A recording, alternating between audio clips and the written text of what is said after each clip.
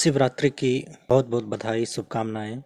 शिवरात्रि पर्व बहुत ही प्राचीन पर्व है भगवान शिव और माता पार्वती के विवाह के संबंध में। ऐसा माना जाता है कि जब माता सती जो थी भगवान शिव की पहली पत्नी, माता पार्वती भगवान शिव की दूसरी पत्नी है। तो सती माता जो थी वो प्रजापति दक्ष की पुत्री थी और दक्ष को भगवान शिव पसंद नहीं थे, लेकिन सती के जिद के कारण उन्हें विवाह करना पड़ा। और लेकिन दक्ष एक बार यज्ञ करवा रहे थे अपने यहाँ, सारे देवताओं को निमंत्रण दिया और भगवान शिव को निमंत्रण नहीं दिया। लेकिन जब पिता के यहाँ कोई कार्यक्रम हो रहा है तो पत्नी अब बिना पति की आज्ञा के, बिना पति के साथ ही वो चली गई। वो बोली कि मुझे अपने पिता के यहाँ जाने के लिए निमंत्रण की कोई आवश्यकता नहीं है। और यह करके वो अपने पिता के यहाँ चली गई। भगवान शिव ने रोका कि हमें निमंत्रण नहीं दिया गया है तो हमें नहीं जाना चाहिए, लेकिन उसने नहीं माना माता सती ने। जब वो वहाँ चली गई तो वहाँ भगवान शिव का कोई स्थान नहीं था। सारे देवताओं के लिए आसन था, भगवान शिव का कोई स्थान नहीं था। उनके जाने पर उसकी कोई आदर सत्कार भी नहीं किया गया सती का, और उल्टे उनके पति के बारे में बहुत उल्टा सीधा बोला गया भगवान शिव के बारे में। तो जो कहा गया जैसे कि मरघट में रहने वाला, अशुभ, नरमुंड धारण करने वाला, नागों को गले में लटकाने वाला, नंगधरन व्यक्ति, ऐसे अनेक संज्ञाएं उन्हें दी गई। तो सती अपने पति का जो है कि अपमान बर्दाश्त नहीं कर सकी और वो अग्निकुंड में समा गई, यह कहते हुए कि भगवान शिव मेरी भूल क्षमा करें और इन्हें दंड दें और मैं अगले जन्म में आपकी पत्नी ही बनना चाहूँगी। और ऐसा कह के वो अग्निकुंड में समा गई और अपने योगाग्नि से शरीर भस्म कर दिया। योगाग्नि वो होता है कि अपने बॉडी में ही आग उत्पन्न करने की क्षमता होती है, जिससे योगी लोग अपना शरीर को किसी भी पदार्थ में बदल सकते हैं। हमारे शरीर में 5 तत्व हैं, पृथ्वी, जल, वायु, अग्नि और आकाश। तो अग्नि तत्व को यदि उसको एक्टिव कर दें तो शरीर में आग उत्पन्न भी हो सकती है। तो ऐसा उन्होंने कर दिया, क्योंकि वो भगवान शंकर की पत्नी थी तो ये सारी विद्याएं उन्हें पता थी, तो ऐसा ही कर दिया गया। तो भगवान शिव को जब ये बात पता चली तो वो पहले से जानते थे कि ऐसा कुछ होने वाला है अशुभ, लेकिन होने को नहीं टाला जा सकता। तो गुस्सा से, क्रोध से आग बबूला हुए और अपने क्रोध में आकर उनकी आंखें फड़कने लगी। अपने जटा से एक बाल का गुच्छा खींच के पटक के चट्टान पर मार दिया कस के, और उससे एक उस घोर ध्वनि उत्पन्न हुआ, विस्फोट हुआ और उससे वीरभद्र पैदा लिया। वीरभद्र एक ऐसा शक्ति था जो कि प्रलयंकारी शक्ति था, विनाशकारी शक्ति।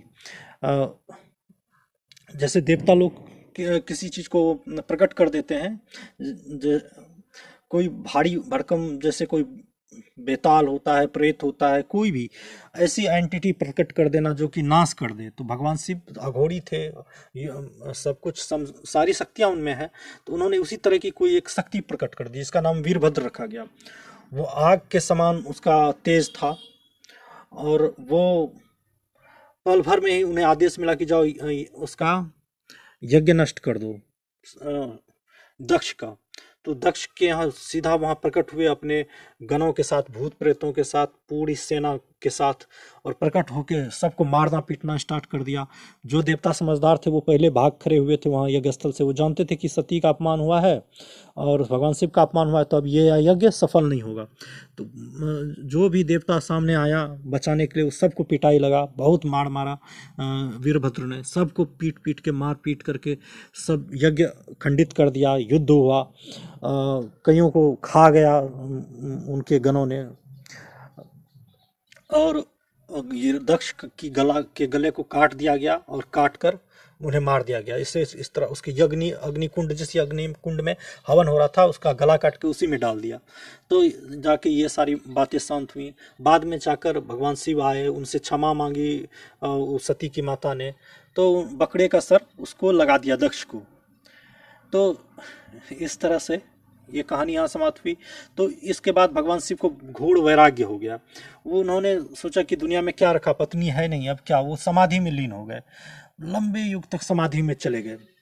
और इसी बीच जो है कि तारकासुर नाम का एक राक्षस उत्पन्न हुआ। जब भगवान शिव समाधि में चले गए देश दुनिया छोड़ के, तो एक तारकासुर नाम का राक्षस पैदा लिया, और उसने पूरी दुनिया में तहलका मचाना स्टार्ट किया। उसने तप किया और ब्रह्मा जी को प्रसन्न किया, और कहा कि मुझे कोई नहीं मार सकता, मारेगा तो केवल भगवान शंकर का बेटा। और वो जानता था कि भगवान शंकर समाधि में चले गए हैं, उनकी समाधि तोड़ना सबके बस की बात है नहीं। भगवान शंकर के पास जाना ही बड़ा मुश्किल है, और उनकी समाधि कौन तोड़ देगा। तो इसलिए उन्होंने ऐसा शर्त लिया कि भगवान शिव का पुत्र ही मुझे मार सकता है। तो अब भगवान शिव समाधि में युगों से, उनका समाधि कब तक चलेगा तो कोई जानता नहीं। दुनिया बर्बाद हो जाए या ब्रह्मांड मिट जाए तो कब उनकी समाधि खुलेगी, ये कोई कह नहीं सकता। तो उस शक्ति को पाकर वो सब जगह देवताओं को मारना पीटना चालू कर दिया, इंद्रासन छीन लिया, स्वर्ग छीन लिया, स्वर्ग से देवताओं को भगा दिया। इस तरह की घटनाएं करते करते देवता परेशान, तो कैसे होगा, तो भगवान शिव की शादी करवानी पड़ेगी। तो सब लोग इसी फेर में लग गए। प्रेम में व्यक्ति कितना विह्वल हो जाता है, पागल हो जाता है, ये बात हमें भगवान शिव के जीवन में देखने को मिलती है कि प्रेम में लोग बेसुध हो जाते हैं। जो नहीं करना, सोच समझ से परे हो जाता है जीवन। माता सती जब अग्निकुंड में प्रवेश कर गईं, तो यज्ञ विध्वंस के बाद जब इनका सिर कट गया प्रजापति दक्ष का, तो सब कुछ शांत होने के बाद भगवान शिव आए, और तो यज्ञ विध्वंस के बाद जब इनका सिर कट गया प्रजापति दक्ष का, तो सब कुछ शांत होने के बाद भगवान शिव आए और सती के जो शरीर था उसे अग्निकुंड से निकालकर अपने बाहों में ले लिया, हाथों में लिया, और बहुत रोए, बहुत विलाप किया उन्होंने कि सती उठ जाओ, जग जाओ, मैं आ गया हूँ। प्रेम में बहुत उनका वियोग उन्हें बर्दाश्त नहीं हो रहा था। वो फूट फूट कर रो रहे थे बहुत ज़्यादा। भगवान शिव की आंखों से आंसू नहीं रुक रहे थे। जब सती नहीं जिंदा हुई, नहीं उठी, तो भगवान शिव उन्हें अपने हाथ बाहों में ले लिया और खड़े होकर जोर जोर से नृत्य करने लगे। उनको अपने कंधों पर, कभी कंधों पर लेते, कभी हाथों में लेते, कभी गोद में लेते, बहुत अनेक अनेक तरह से विलाप करने लगे वो। और उनको लेकर वो, अब उन्होंने सोचा कि अब मेरी सती जिंदा नहीं तो ये ब्रह्मांड जिंदा रह के क्या करेगा। वो तांडव नृत्य स्टार्ट कर देते हैं। वो भयानक क्रोध में आ गए कि जब सती जगी नहीं तो बहुत क्रोध में आ गए कि अब सृष्टि का नाश कर देना है। वो जोर जोर से तांडव नृत्य करने लगे। उनका एक एक पैर धरती पे पड़ता था तो धरती फटने लगती थी, ज्वालामुखी निकलने लगता था, अनेक तरह से उनके चारों ओर से आग निकलने लगी, ज्वालामुखी निकलने लगी। कोई भी उनके सामने नहीं आ पा रहा था उनके नृत्य को रोकने के लिए। पूरे दुनिया में हाहाकार मच गया। वायु में अंगारे बरसने लगे, और भी नदियाँ जो है कि समुद्र इधर से उधर डोलने लग गया। धरती प्रलय के कगार पर पहुंच गई। जगह जगह ज्वालामुखी फूटने लगा। सूर्य, तारे, चंद्रमा नष्ट होने लगे, विस्फोट होने लगा पूरे ब्रह्मांड में। इस तरह की घटना होने के बाद सब दौड़ के गए कि अब कुछ बचेगा नहीं। भगवान शिव अपने सती के वियोग में बहुत विह्वल हैं, सब कुछ नष्ट कर देंगे।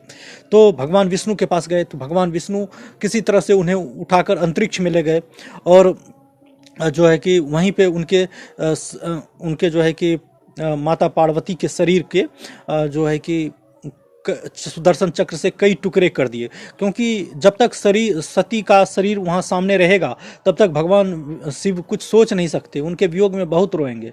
इसीलिए भगवान विष्णु ने ऐसा ही किया, और उनके सती के कई टुकड़े, कहते हैं कि 52 टुकड़े किए, और उनके टुकड़े जब आसमान से धरती पर गिरे तो 52 शक्तिपीठों में बदल गया, जो कि जो है कि माताओं का शक्तिपीठ माना जाता है भारत में। वैष्णो देवी और अनेक तरह के नाम हैं जो मैं नहीं बता सकता, बगलामुखी और भी कई, जैसे कामाख्या, और भी कई तरह के शक्तिपीठ है, स्थान है, जो माता सती के शरीर के अंगों के गिरने से वहाँ पर शक्तिपीठों का निर्माण हुआ।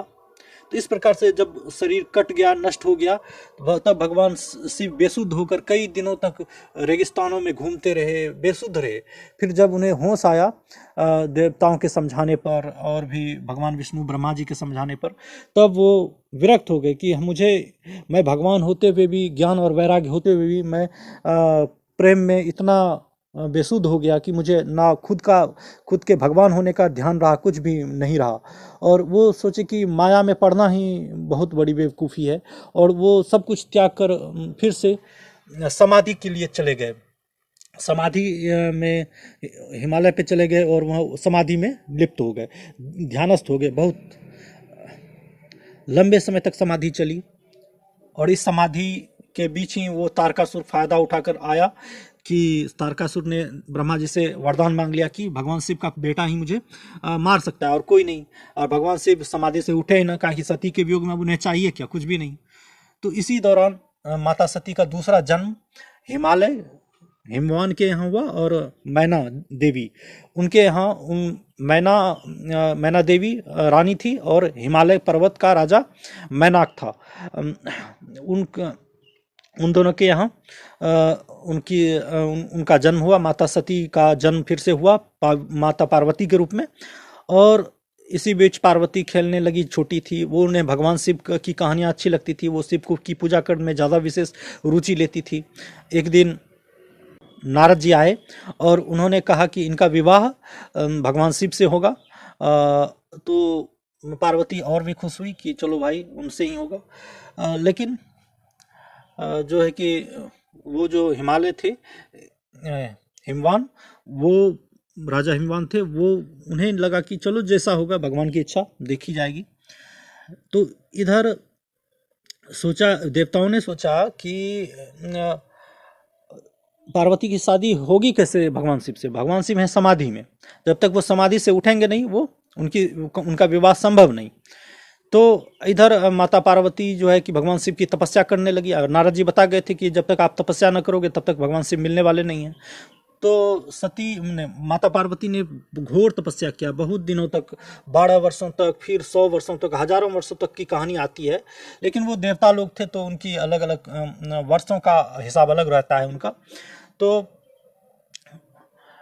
कभी पत्ते खाकर, कभी एक बार खाना खाकर, कभी पत्ते खाकर, कभी हवा पीकर, कभी सब कुछ बंद करके, ऐसी तरह उनका तप बहुत वर्षों तक चला।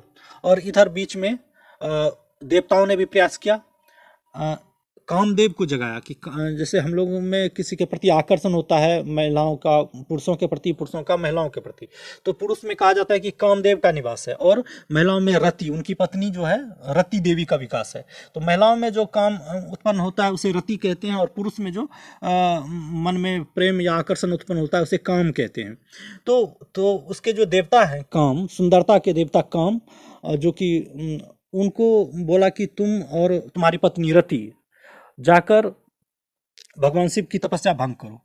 तो वो दोनों नृत्य गान करते हुए भगवान शिव की तपस्या भंग करने के लिए लगे। बहुत प्रयास किया, नहीं हुआ। तो उन्होंने एक पुष्पवान, सबसे अमोघ पुष्पवान मारा, तो उनकी समाधि भंग हुई। उन्हें लगा कि किसी ने जानबूझकर मेरी समाधि भंग की है, मुझे समाधि से जगाया। तो वो गुस्सा के क्रोध से तीसरा नेत्र खोल देते हैं भगवान शिव, और इसको कामदेव को भस्म कर दिया जाता है। तो कामदेव का शरीर भस्म हो जाता है। तो उनकी पत्नी बहुत रोने लगती है कि नहीं, हमारे पति को जीवित किया जाए। तो उन्हें फिर से जीवन दान मिलता है, लेकिन शरीर नहीं मिलता, वो उन्हें अनंग कहा जाता है। इसलिए सब में काम विराजता है, सबके मन में काम रहता है, लेकिन काम दिखता नहीं है। ऐसा एक कहानी है। तो फिर उनको फिर बाद में प्रद्युम्न बना वो कामदेव। बाद में उन्हें भगवान कृष्ण का बेटा बनने का मौका मिला कामदेव को। तो ये कथा चलती है। तो इसी बीच माता पार्वती ने हजारों वर्षों तक तपस्या की। कई जगह कहा जाता है कि जब वो तपस्या कर रही थी तो उनकी परीक्षा के लिए बहुत सारे प्रयत्न किए गए। एक बार वो जा रही थी नदी में तपस्या के दौरान। एक बार माता पार्वती एक तालाब के किनारे स्नान करने जा रही थी। तो उन्होंने देखा, भगवान शिव ने एक लीला रची, एक मगरमच्छ बनाया और एक बालक बनाया। तो मगरमच्छ ने बालक के पाँव को पकड़ रखा था और वो बच्चा चिल्ला रहा था। तो वो माता पार्वती ने उससे मगरमच्छ को कहा कि मगरमच्छ तुम इसे छोड़ दो, तुम्हें क्या चाहिए बताओ। तो मगरमच्छ ने कहा मैं इसे छोड़ दूंगा, लेकिन तुमने अब तक जितने हजार वर्षों की तपस्या की है वो तपस्या मुझे दे दो, तभी मैं इस बालक को छोड़ूंगा। तो माता पार्वती ने देरी नहीं की और उसे कहा, मैं तुम्हें 1000 वर्ष की तपस्या देती हूँ, तुम इस बालक को छोड़ दो। और उन्होंने ऐसा ही किया। तब भगवान शिव प्रकट हुए और कहा कि मैं तुम्हारी करुणा की परीक्षा ले रहा था, क्योंकि पूरे संसार की माता तुम बनोगी तो तुम में करुणा होनी चाहिए। तो ऐसी एक कहानी है। तो बाद में फिर एक बार जब ऐसे भी कहानी आती है कि भगवान शिव एक वृद्ध ब्राह्मण का वेश धार कर आए और उन्हें भगवान शिव की बुराइयां सुनाने लगे कि देखो वो तो क्या है, शिव है क्या, शिव मृगछाला पहनता है, सांप लटकाता है, नरमुंड की माला पहनता है, भस्म रमाए रहता है, शमशान में रहता है, न उसका घर है न द्वार है, उसकी पत्नी बनकर क्या करोगी, तपस्या कर रही है उसके लिए, छोड़ दो ऐसी।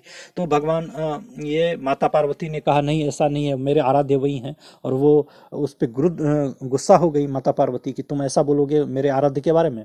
तो अब जाके भगवान शिव ने कहा चलो तुम्हारा विश्वास अटल है, इसलिए फिर से वो प्रकट शिव होके उनको दर्शन दिया और कहा कि मैं तुम्हारी तपस्या से प्रसन्न हूँ।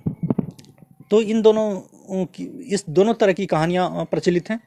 तो कुल मिला के उनकी तपस्या से भगवान शिव प्रसन्न होते हैं और उनको वरदान देते हैं कि चलो मैं तुमसे विवाह करूंगा, जाओ अब अपने घर जाओ। तो माता पार्वती घर आती हैं और भगवान शिव अपने गणों द्वारा उनको पहुंचाते हैं और वो भगवान शिव कैलाश चले जाते हैं। और सप्त ऋषियों को, जो सप्त ऋषि होते हैं जैसे ये वशिष्ठ हैं, विश्वामित्र हैं, जामदग्नि हैं, और भी अनेक जो सप्त ऋषि माने जाते हैं हमारे पुराणों में, 7 ऋषि जो सबसे प्रमुख ऋषि हैं, उनको विवाह के लिए प्रस्ताव लेकर राजा के यहाँ भेजा जाता है, हिमवान के यहाँ। तो वहाँ जाकर प्रस्ताव दिया जाता है, तो राजा प्रस्ताव स्वीकार करते हैं और इस प्रकार से उन दोनों का शादी फिक्स होता है, भगवान शिव और माता पार्वती का।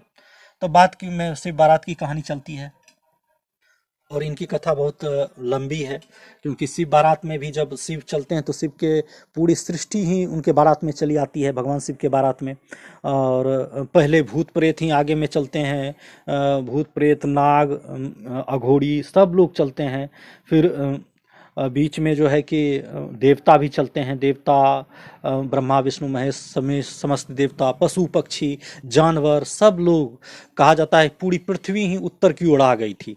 तो तब जाकर उनका पृथ्वी का संतुलन बिगड़ गया था, पूरी सृष्टि ही उत्तर की ओर हिमालय की ओर आ गई थी। उनका जो विवाह हुआ था वो स्थल अभी भी कहता है हिमालय में त्रियुगीन मंदिर है कोई, तो त्रियुगीन मंदिर में उनका विवाह हुआ था, ऐसा मान्यता है, और वो मंदिर अभी भी है। तो भगवान शिव ने देखा कि जब पूरा सृष्टि उत्तर की ओर आ गया है, तो उन्होंने एक जो ऋषि थे, हाँ, ऋषि अगस्त्य को अब भेजा वहाँ दक्षिण की ओर कि जाओ सृष्टि का संतुलन को संतुलित करो, क्योंकि सारी सृष्टि इधर आ गई है। तो ऋषि अगस्त्य वहाँ पहुँचे। पहुँचने के बाद वो संतुलित हुआ पृथ्वी। ऋषि अगस्त्य महान माने जाते थे, वो भगवान शिव के ही बराबर माने जाते थे, जिससे कि राम जी रामायण में मिलते हैं। और ऋषि अगस्त उन्हें बहुत सारा शस्त्र देते हैं, लक्ष्मण को तलवार देते हैं। तो ये सारी प्राचीन कथाएं, अद्भुत कथाएं हैं। पार्वती की माँ मैना देवी थी, मैना देवी, वो जो है कि भगवान शिव के जो अघोर रूप था उसको देखकर डर गई, सोची कि मेरी फूल सी कुमारी बच्ची है और ये किस तरह इसके रूप में आए हैं, तो कैसे होगी शादी, उनको देख के बेहोश हो गई। तब माता और सब सराती पक्ष, मतलब लड़की वाले पक्ष, डर के भागने लगे भूत प्रेतों को देखकर।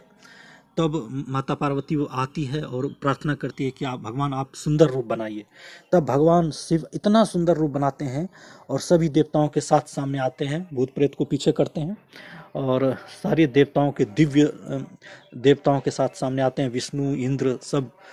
भगवान शिव की सुंदरता सबसे अधिक थी और वो बहुत दिव्य रूप में, दिव्य पोशाक में आते हैं। और तब जाकर जब वो रानी मैना देखती है तो बहुत प्रसन्न होती है कि हाँ चलो ये दूल्हा सब बहुत सुंदर है हमारा दूल्हा। तब बहुत धूमधाम से विवाह होता है और शिवरात्रि होती है, पूरे रात गाना बजाना चलता है, पूरा देव लोग, भूत प्रेत सब नाचते हैं। भगवान शिव का विवाह पूरी दुनिया में अद्भुत अद्भुत है, इसलिए हर साल मनाया जाता है उनकी पुण्य स्मृति में। कितना अच्छा माहौल, उनकी इस दृश्य की कल्पना ही रोमांचित करती है कि कैसा रहा होगा भगवान शिव का विवाह। तो यही थी भगवान शिव की कहानी विवाह की। आगे चलकर भगवान शिव और पार्वती विवाह हो जाता है, वो फिर वहाँ कैलाश जाते हैं, वहाँ तब फिर कार्तिकेय जी उत्पन्न होते हैं, और इस तरह से फिर तारकासुर मारा जाता है। तो ये सारा पूरा का पूरा ये कहानी है, बहुत बड़ा। यदि इसे एक एक पार्ट में देखा जाए तो बहुत बड़ा सीरियल है ये। मैंने इसे संक्षिप्त रूप में समेटा है, और जानकारी के लिए, थोड़ा रोचकता के लिए धन्यवाद।